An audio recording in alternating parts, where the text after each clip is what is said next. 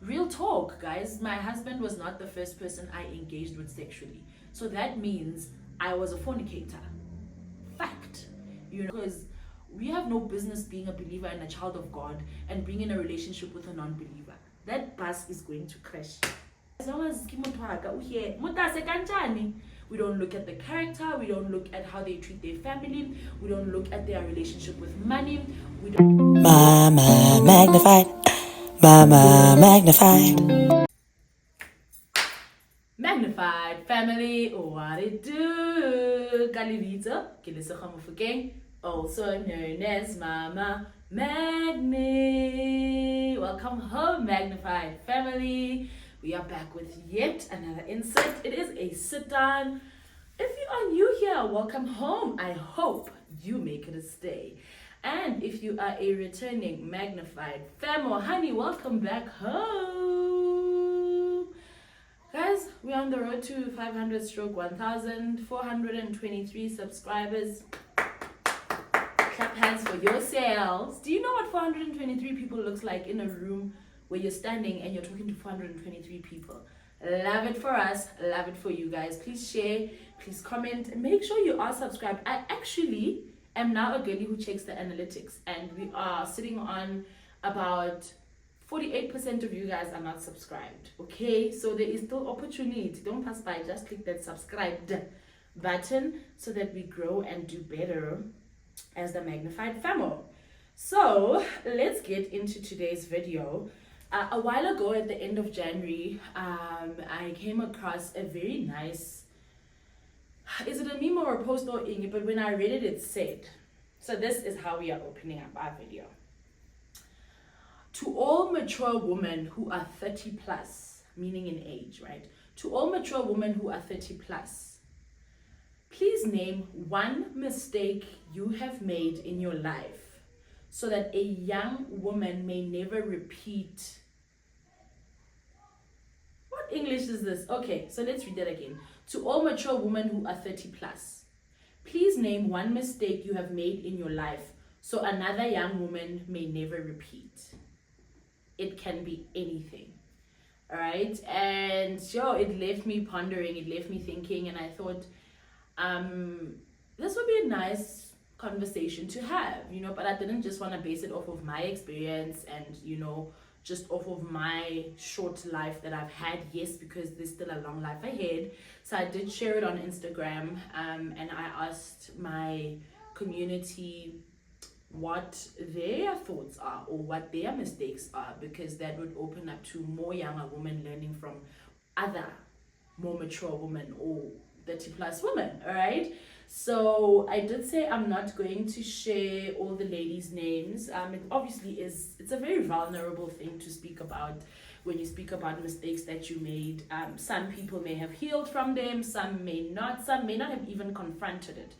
Some may be going through therapy, some probably even are not even aware, right? So for the sensitivity of the topic, I just did share that I'm not going to be revealing who asked, but I mean, because that's not the point, right? We really just want to find out how we can help others or get others to get some sort of affirmation, some sort of healing, some sort of aha moment from another woman experiencing the same thing. More times than not, we experience a lot of things. That's fun, guys. Like, it's crazy. Okay, let's get right into the video. First person said, having a child at a young age and not continuing with my studies. This one was so sensitive. This is someone I know personally, so I don't think I was prepared to have people open themselves up like that. But anyway, let's get right into it. And this is I don't think this is one that probably a lot of young women are familiar with, having a child at a young age and what that comes at a cost with. I know I often joke when I have friends who have like children who are teenagers or grade 10, 11, 12, and I often say, you guys have done well, you've got such big kids, almost young adults. What have some of us been doing? I often crack that joke and I often always say, but Luna, grade 10, some of us just finished breastfeeding, and I always say, what have we been doing? You guys have been doing so well raising children. But when you get to have a conversation with someone who actually shares at what cost that came with, you then realize that, our journeys in their uniqueness have pros and cons, have challenges, have the pothole, and this one particular person was just sharing how that costed her so much because she didn't continue with her studies, and right now in her big age she really sees the gap, of had I just continued with my studies, things would probably be different right now. But I like how we then actually quite recently had the conversation of how, does it take away how much of a blessing the child is? No, it doesn't. And that's what I want to point out for this conversation. It's not to judge anyone. We listen, we don't judge. But in this case, we listen, we learn, and we don't judge. We listen, we learn, we unpack, we converse, and we don't judge. So truly I can see how, although it's a blessing, but Munda said, to get to the point where they're now grown, there must have been many sacrifices and things that you were probably not able to do. There's this one lady I follow on TikTok. What is her name? Rifilwe. She has a child who's in matric as well, and she got her daughter in matric. She was 18, and her daughter was asking her, her daughter was preparing for matric exams, and her daughter was essentially asking her, oh my word, mama, how was it to prepare for matric exams? What was your headspace? Were you nervous? And the mom really had to get into the fact that you forgot that I was pregnant with you in matric. And the mom just highlighted how she gave birth a week before the matric dance. So she managed to write her exams. She went to the office to write her exams. But I mean, you could see when she shared about not being able to attend matric dance because her parents were like, no ma'am, matric dance where matric dance wa how, pointing at her bundle of joy. So I can imagine for anybody who had a child at a very young age, it really definitely came at a big cost. And given an opportunity, I'm sure then these people or these women would want to do something different or just have waited a bit longer. So that's what the first person said. The second comment is, forcing an absent boyfriend to be kind and gentle causes emotional distress. You guys, umjolo is something else. I mean, she's mentioning something so pertinent, forcing an absent boyfriend. So the boyfriend's already absent. You're forcing someone who's not committed. You're forcing someone who's not up for it. You're forcing someone who never chose you, because already you're saying you're forcing someone who's absent to be kind, gentle. It causes emotional distress, and the emotional distress really comes from almost how you're not managing your expectations. Your reality is saying this person is like this, and you're expecting something that this person completely is not capable of or is not willing to offer or give you. But I think it also talks to, depending on how old this person is, what was their emotional maturity at this stage. I think one of the things we could all agree on is when we were younger and dating or even in friendships, we were still learning how to read and gauge someone's character. I don't even think we understood the importance of knowing someone's character and what that then means should you get into some sort of relationship or friendship with that person. And I mean, what this person is coming out with is the fact that it causes emotional distress. So for anyone younger out there, it's also to understand that having an emotional person, having an absent person in any relationship and expecting things that are up there for them that they were never up to giving you is really, really gonna have you in a terrible state emotionally, mentally, and then you end up having so many things to heal from. And then the next comment says, moving in with him as a boyfriend was the biggest mistake I've ever done. Sure. Look, obviously they didn't give context as to why it became the biggest mistake, but Sana, as a child of God, I'll always take it to, God and his principle, like God is wiser than us, guys. God is very much wiser than us. His principles and his laws, he put them there knowingly. Remember, he's an all-knowing God. And I see why his order is still that you marry first before you move in with your spouse. there's a reason why God decided to have things in that order. There is wisdom behind that, and we've all been there, where we have done things not the way we're supposed to. That is not the point of this, but just to unpack the consequences, you then need to go back to why were things not supposed to be that way. What is that saying about the cow and the milk? Kind of, how do they put it? When someone's already getting the cow, why would they buy the milk or something like that, But I mean, I can imagine with moving in with someone before you guys are married, there could be a lot of layers to why she's saying it was the biggest mistake she's ever done. She's not really unpacking it, but I'll obviously take it biblically to say, that's why we then would need to follow God's law. Also, I'm not gonna sit here and act brand new, I did move in with my husband before we were married because we were already pregnant. So if we really were to go there, and you guys do know the story, my husband and I were expecting a month after we met. And then having obviously the journey of now we are growing a family, we then moved in together. So for me, it wasn't the biggest mistake. It didn't turn out to be a biggest mistake. That's what worked for us at that time. But when I look now, all these years, and having grown spiritually, and having been in a different space where obedience is concerned, I definitely would not advise someone to do that. I'd still go back and say, do the right thing. Because yes, although I may say it wasn't the biggest mistake, there were things that it costed us. There were, there may have been, things could have been much better then. Do I regret it? No. That was our journey. We've walked it, and we are still walking it now. And then the next one says, definitely heavily relying on a boyfriend for emotional and financial support. So this is a nice one because it does sort of still tie in. I mean, if relying on a boyfriend for financial support and emotional support. Obviously, this is a mistake she says she made, but it's probably fair. I mean, if you have a boyfriend or a partner, or a spouse, that is the basis of the companionship, so that you guys are there for each other.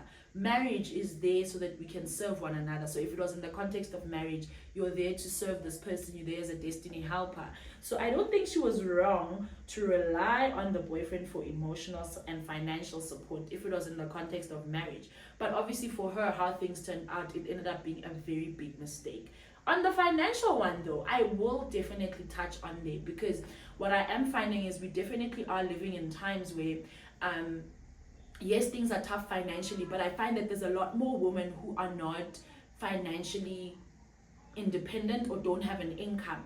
And for some women, for me at least, friends that have been in my circle, what I've noticed is you get a woman who finds themselves in a very toxic, abusive marriage or relationship. Or for me, the two friends, it was a very toxic marriage, right? And it was very clear that they need to get out. But the one thing, unfortunately, that was keeping them there is that they didn't have resources. They didn't have money. They were fully financially dependent on the spouse. And this then became a crutch or some sort of power or hold that the spouse had, even unconsciously, or even it was not intentional, but the situation, how they can't go anywhere because we are happy, and for these two particular friends of mine, I remember the husband saying, you can go, but you leave my kids here. So you can imagine, as a mother, you won't even have the financial muscle to get out of a toxic relationship because you're fully reliant and fully dependent financially on this person who is probably not good for you anymore, or in a relationship that's not serving you. Now you're sort of forced to stay while you must now go look for a job or whatever. That has become such a huge common denominator lately, I've noticed, in relationships. So I can see why she's saying being financially fully financially dependent on a boyfriend was a big mistake for her. Emotionally as well, that one we won't really get into. So this next one says, I was a virgin till 21. 3 months after the clock, I got pregnant. I could have waited longer. I love them. So I guess when she says I love them, I don't know if she's talking about the boyfriend or the children, but essentially she kept herself. She kept herself up to age 21, so she did extremely well to get through those teenage years and the young adult years of being 21. And she says 3 months after that she got pregnant, and she feels that she could have waited a little bit longer. And this speaks to obviously the purity side of things. She had already kept herself. She could have carried on keeping herself, and she had her children young. And I mean, I'm sure the mental the mind play of keeping yourself and 3 months into finally engaging in sex, you're pregnant at 21, is probably not the easiest thing to digest, not the easiest thing to take in. Going from being a virgin and keeping yourself to finally engaging in sex, and then boom, you're pregnant at 21 also. So I can only imagine how that must have caused a lot of blaming, a lot of resentment, a lot of guilt, that you carry around. And I really hope for all these people who've shared, we've made some progress in healing and accepting, in just journeying through what could have been, and accepting that right now you are where you are. What do we learn from this? And this is the intent of this video. Something similar, so we finished this whole topic, dating and fornicating. A separate video motase. It also depends where you are in your spiritual walk, because fornicating right now, I'm just screaming yes, amen, it's wrong. But real talk, guys, my husband was not the first person I engaged with sexually, so that means I was a fornicator. Fact. It is extremely a costly sin to be fornicating and dating. I know recently, and I'll do a separate video on this for February, for the month of love, we've had a very hot series on marriage, on relationships, on love, on friendships, on relationships, on what are God's expectations and God's concept of all of these things, and how we're actually supposed to be doing things, and how we are not doing things like that, and what that is costing us, the consequences of that. Because unfortunately we have to go back to basics and remind ourselves the cost of not doing these things, and unfortunately we're in a generation where our conscience is very seared, or it's getting to that seared point where we're very nonchalant about things we shouldn't be nonchalant about, and fornicating is one of them. And again, like I said, I'm guilty as charged. Yes, now I'm married, but I can see and I can relate why this person says fornicating is just one mistake, where she's just like, and sometimes it just, when you're in your Christian walk, guys, like, there just comes a time where the revelation really hits you, and it hits you at a time where you've done the wrong already and you need to repent. And when you do repent and God forgives you, I'm not saying move on and act brand new, but genuinely accept the forgiveness from God. But conversations like this will then help us to make sure that others don't make the same mistake. The next one says, accepting every pre-approved date and not involving God in my choice of a spouse. Woo! What a loaded one. That first part is very personal. Like, I need to pause. I think I've spoken about this on this video before. Accepting every pre-approved date. Sana, I fell in this trap in the bigger part of my 20s, and probably just before the bigger part of my 20s. And when you start reading up on finances and familiarizing yourself with the reality of, just because a bank says you're pre-approved for 100,000, Sana, that is good for them, that's not good for you. That already comes, it's almost like a silver platter of, I won't say the devil, let me not over spiritualize it, but it's a silver platter of trouble if you are not mentally prepared for that. If you make that decision emotionally, I'm talking about me now, and it seems like you need that money right now, but the reality is you probably didn't, and you can do without it. Credit is such a, I must probably go do a bit of research and we speak about credit and finances, particularly for Black people, because one of the things I've seen that still grieve me is the fact that, as the Black community, we are 10 steps behind financially. And when I look at the root cause, it's not because I get it, guys. When I look at the relationship we have with money, when I look at the mentality that we have, when I look at the lack mentality that we have, it comes back from our upbringing. Yes, we are in the knowledge era, and we are at least a generation that's included knowledge, but there's so much undoing that needs to be done, you know. And unfortunately, we do end up falling into debt. When you look back, you're like, but Sana, I shouldn't have pressed accept. I'm very guilty of that, not once, not twice. I mean, I spoke here how I ended up having credit card debt of over 80,000 Rand, and a lot of that debt was really, I won't blame it on my family, but I could have said no. I could have had boundaries to say aiyo, you know. And unfortunately for me, I then started my relationship with my husband, or a marriage, with lots of debt, you know. And like, that's just get robek, guys, you know. You're trying to start a new life, and now here you are, you're just like, hold up, before we go anywhere, you know, credit card 80,000, maybe for some of us it could be student loans 120,000. That cannot be healthy for a relationship. And I know a lot of times now they do say the biggest reason for divorces, one of, is finances, you know. So I relate too much. I relate too much to this. And you know, when you really want to go dig deeper and find out the root cause of that, it costs you so much more in your latter years, where you now have wisdom. And I think that's where it ends up playing with your mind even more, because now that you know better, you look back, you're like, Sana, what was that? And then the second part that they shared here is not including God to help you choose your spouse. Not involving God in my choice of spouse. Like I said, guys, the next two videos, I'm going to talk about the gems and the wisdom that we got from February at church about the importance of, you know, involving God in choosing your spouse. Sana, your spouse is tied to your destiny. Do you understand? Your spouse is a part of your destiny. That is a huge, not even a huge chunk. That is buena. That is the reason why you came on earth. So you cannot afford to do find picking a spouse.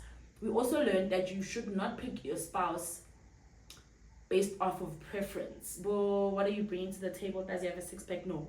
Don't base it off of preference, but base it off of purpose stroke destiny. I'm going to do a separate video on this, but I could see why this person can really right now feel, I didn't involve God in a spouse, you know. And it probably is now coming from a place of realizing, okay, I'm here now with this person, probably been together for very long, and I can imagine what it took for this person to do the inner work to come to realizing such a so painful thing, you know. And yes, learning from it, but just realizing that there is some accountability that this person is taking. And kudos to this person for really taking up the accountability to say, this was my part to play in this. And can you imagine, guys, if this is right from the start, like udoile, by not involving God to help you choose your spouse? It's almost how everything that precedes that, or that comes after that, now you're thinking, you know.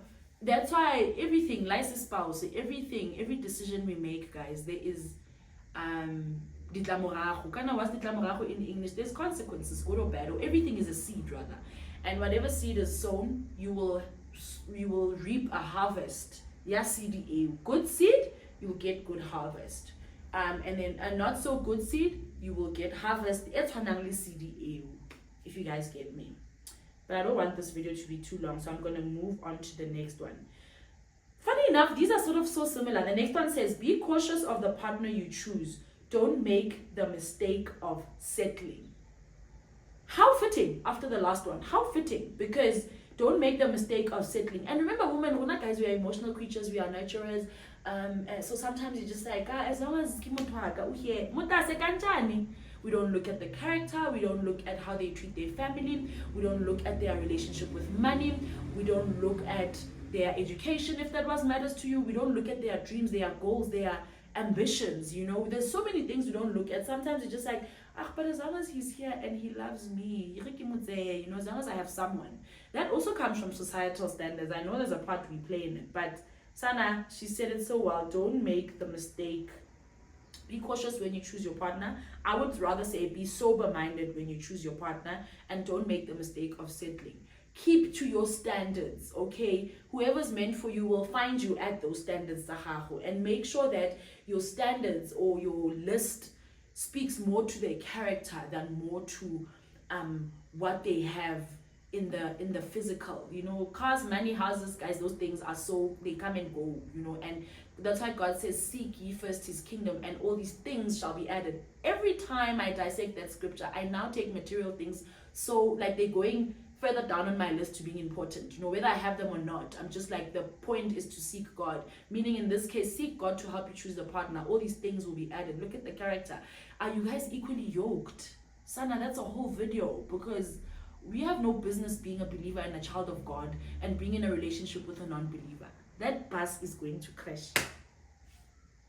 Anyway, equally yoked also means if you believe in ancestral things, make sure you are limited, so that when it comes to sorting out things of the house or kulisabantwana or whatever, equally yoked means alignment. The wheels are aligned, barrier is aligned, and that's what it means. And the next one says, don't have a child while in your early 20s. A baby is an expensive lifetime commitment. Okay, so this one is very similar to the others, but bringing in the element of how costly financially it is to raise a child. And I can see why this would be something that someone brings up, because at the end of the day, when you look at the expensive lifetime commitment portion that she spoke about, it really also speaks to the kind of choices you're able to make for your children, or the kind of life you're able to afford your children. So I guess when she speaks to having them young, and if you don't have the financial muscle and the resources yet, it will limit the type of life you may have desired to give your children. Obviously, it could be temporary, things will get better, we always have faith, but the point she's bringing in is having a child in your early 20s is an expensive lifetime commitment, with the assumption that most people in their early 20s, you're still figuring yourself out, still the first job, some are still studying, you're not quite stable enough to say that you are financially okay to the point of raising a child. And I think that's where this was coming from. And then the last one then says, I have a lot to say. This one says, fight to stay in school. Try by all means not to drop out. Honey, now I've got people in my community who are focused. She's speaking a lot about the importance of pursuing your education and staying in school and not dropping out. I know we are living in times where there's so many options. Some people are looking at, options of content creation, and you don't really need school, blah, blah, blah. Whatever it is, just ensure that, use your years for what's appropriate for that year. If you're in your 20s, do what you need to do so that in your 30s you're not catching up with what you couldn't do in your 20s because of your choices. And I think that's where all of this is going. I mean, when you look at a lot of these things, I like how people are taking accountability, and not blaming other people, and this can really help someone else. And I wish another 30s could maybe hear from the 40s and the 50-year-olds. That's how you learn, you get wisdom, and that's why I always am thoroughly I'm thoroughly privileged and honored, to hear from all our leaders and our pastors at church. Our head apostle, my spiritual father, is in his 50s. And when I could absorb the wisdom that we get from him on the altar every week, it's just mind-blowing, where you're like, oh my word. So there's things I can do better, like this marriage series. I'll do a separate video. Like, never feel you've arrived, guys. There is no one who knows everything, okay? So I really hope this short video helps someone. I really hope that even in our communities and in our circles, we are able, without, sharing too much, but we are able to help other people and share where and what we've been through, so that others don't repeat the same mistakes. But also at the same time, just really take accountability, guys. Most times, actually all the time, your decisions will cost you. Whether too much, too little, they will cost you. It's a seed. Every decision you make is a seed, like I said, and you have to make sure that harvest is one. You are very sure seed ready for harvest. And if not, it's also such a drawback to be able to still cover score all the time. This thing here is one thing we don't have, and unfortunately none of us know when we will depart from this world. So whatever time you have on this earth, pursue your destiny, pursue your purpose. And one thing I've found, if you end up pursuing, God, what am I here on this earth for? What you said, you knew me, before you formed me in my mother's womb, my destiny was already written. What is that? Pursue that. And all these other fluffy things, because they are written, they are already part of this thing that God wrote. So we'll not pursue the outside things, and we neglect the reason why we're here on earth. And that ultimately ends up leaving us in positions where we now have to learn from our mistakes. We now have to undo a lot of things. We have to go to therapy. Sometimes there's even altars. We've gotten into altars and generational things that now need to be broken. Kuningi, guys. So I really hope the short of this has helped someone. And I'll see you guys in the next video. Like I said, I will record what we learned in the month of February. And yeah, we are on the road to 500 subscribers. I'll see you guys on the next